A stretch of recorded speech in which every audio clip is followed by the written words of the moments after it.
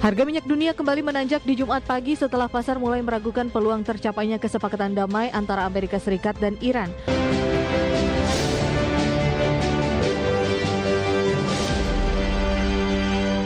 Ke informasi komoditas pemirsa, harga minyak kembali menanjak setelah pasar mulai meragukan peluang kesepakatan damai Amerika dan Iran. Harga emas kembali melemah sekaligus mencatat potensi penurunan mingguan untuk 2 pekan beruntun. Sementara harga CPO turun dalam, terbebani lesunya permintaan ekspor serta turunnya harga minyak mentah dunia. Harga minyak dunia kembali menanjak di Jumat pagi setelah pasar mulai meragukan peluang tercapainya kesepakatan damai antara Amerika Serikat dan Iran. Fokus pasar kini kembali tertuju pada risiko pasokan global, terutama jalur vital Selat Hormuz yang masih dibayangi gangguan distribusi energi. Data definitif menunjukkan di pukul 9:50 waktu Indonesia Barat, harga minyak Brent kontrak Juli naik ke $104,24 Amerika per barel. Minyak WTI Amerika di $97,48 Amerika per barel. Kenaikan ini terjadi setelah sehari sebelumnya Brent ditutup di $102,58 Amerika dan WTI di $96,35 Amerika per barel. Harga emas dunia kembali melemah di Jumat pagi waktu Asia sekaligus mencatat potensi penurunan mingguan untuk 2 pekan beruntun. Pelemahan ini dipicu penguatan dolar Amerika Serikat dengan bertahan di dekat level tertinggi selama 6 pekan, membuat emas menjadi lebih mahal bagi pemegang mata uang lainnya. Kondisi ini menekan minat beli investor terhadap aset safe haven. Di sisi lain, kenaikan harga minyak yang meningkatkan ekspektasi pasar terhadap kenaikan suku bunga The Fed. Dikutip dari Reuters, harga emas spot tercatat turun 0,4% di $4.522,89 Amerika per troy ounce. Harga kontrak crude palm oil atau CPO di Bursa Malaysia Derivatives anjlok di Kamis waktu setempat, memperpanjang pelemahan untuk hari kedua beruntun akibat lesunya permintaan ekspor serta turunnya harga minyak mentah dunia. Berdasarkan data BMD, kontrak berjangka CPO untuk Juni 2026 anjlok Rp112 Malaysia menjadi Rp4.403 Malaysia per ton. Dikutip dari TradingView, tekanan utama datang dari penurunan ekspor produk minyak sawit Malaysia antara 13,9% hingga 20% dibanding periode yang sama bulan sebelumnya. Berbagai sumber IDX Channel.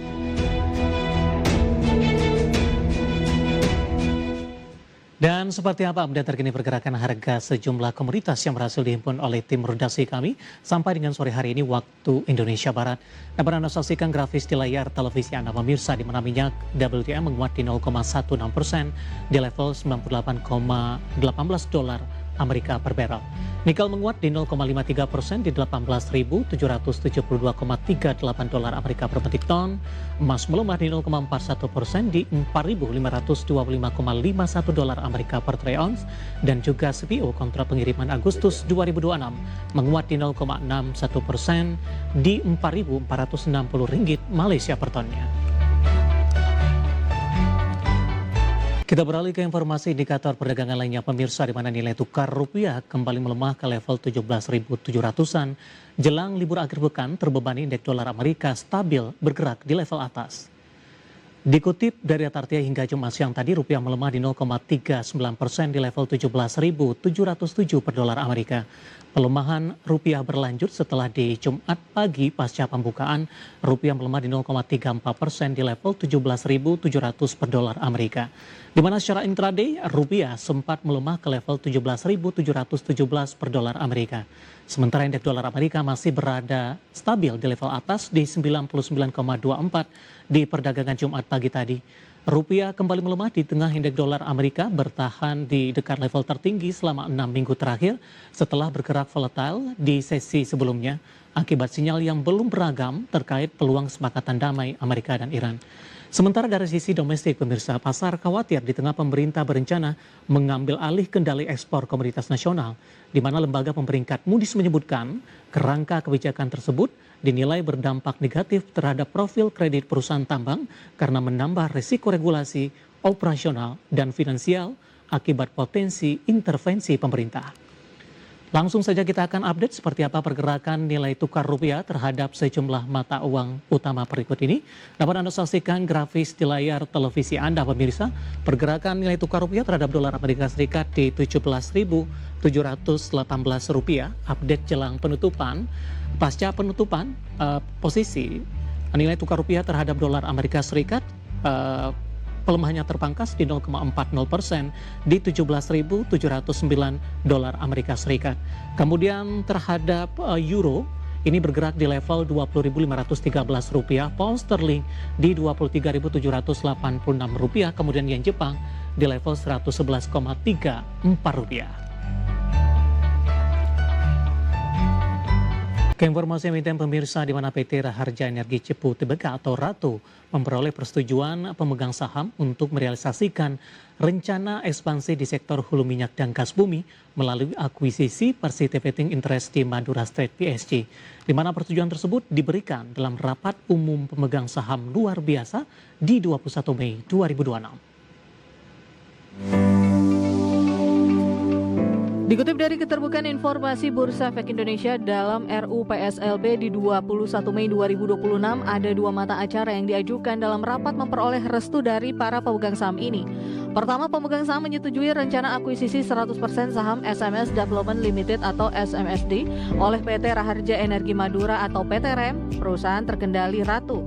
Melalui transaksi ini, PT REM secara tidak langsung memperoleh 20% participating interest di Madura Strait PSC yang dioperasikan oleh Husky Snook Madura Limited atau HCML. Persetujuan tersebut sekaligus mencakup pemberian jaminan kepada penjual dalam rangka pelaksanaan akuisisi sesuai ketentuan transaksi material berdasarkan POJK nomor 17, POJK 04 tahun 2020. Kedua pemegang saham memberikan persetujuan atas rencana RATO untuk menerbitkan corporate guarantee atau cash deficit guarantee atas fasilitas kredit yang diperoleh PT REM dari bank dan atau lembaga pembiayaan guna mendanai transaksi tersebut. Persetujuan ini merupakan bagian dari struktur pembiayaan keseluruhan yang dirancang untuk mendukung kelancaran penyelesaian transaksi. Direktur Utama PT Raharja Energi Cepu Tbk Sumantri mengatakan, persetujuan rencana ekspansi di sektor hulu minyak dan gas bumi merupakan pencapaian yang berarti bagi perseroan. Nantinya akuisisi participating interest di Madura Strait PSC akan memperluas sekaligus memperkuat portofolio hulu migas perseroan secara signifikan. Manajemen menegaskan berkomitmen untuk menyelesaikan seluruh tahapan transaksi dan memenuhi kewajiban pasca RUPS sesuai ketentuan regulasi yang berlaku demi kepentingan terbaik seluruh pemegang saham dan pemangku kepentingan. Berbagai sumber IDX Channel.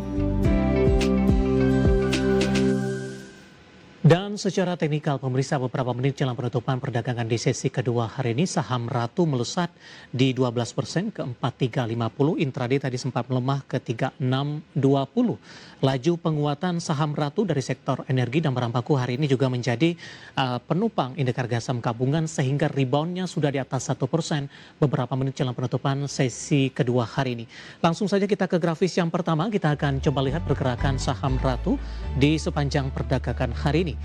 Dibuka flat pada pagi tadi, kemudian mengalami tekanan pada pukul 9 lewat 10 menit, menguat signifikan ke 4090, 1115, hingga penutupan sesi pertama pada pagi tadi lebih cenderung bergerak flat, sama-sama bergerak di level 4090. Pembukaan sesi kedua menguat ke level 4100. Posisi saat ini beberapa menit jelang penutupan, rebound signifikan di 12,95% di 4360. Kita akan coba lihat ke grafis selanjutnya pergerakan saham RATO yang dalam 6 bulan terakhir sudah mengalami pelemahan yang cukup dalam, pemirsa, di mana secara year to date sudah melemah di 55,74%. Sementara posisi saat ini melesat signifikan dari posisi teknikal dan ekspansi yang dilakukan dari sisi fundamental. Respon dari para investor cukup baik dengan intraday tertinggi di 4370 untuk hari ini dalam 6 bulan terakhir ke 12.125, sudah jauh mengalami pelemahan dengan persentase yang cukup besar.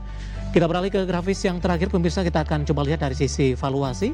Dengan beberapa indikator yang ada, kita akan coba lihat dari price earning ratio-nya 40,25 kali, PSR-nya 14,83 kali, PBB-nya di 12,29 kali, dan PCFR di 51,32 kali. Kombinasi secara fundamental, teknikal, dan juga dari sisi valuasi, dan semoga bisa menjadi salah satu referensi untuk Anda.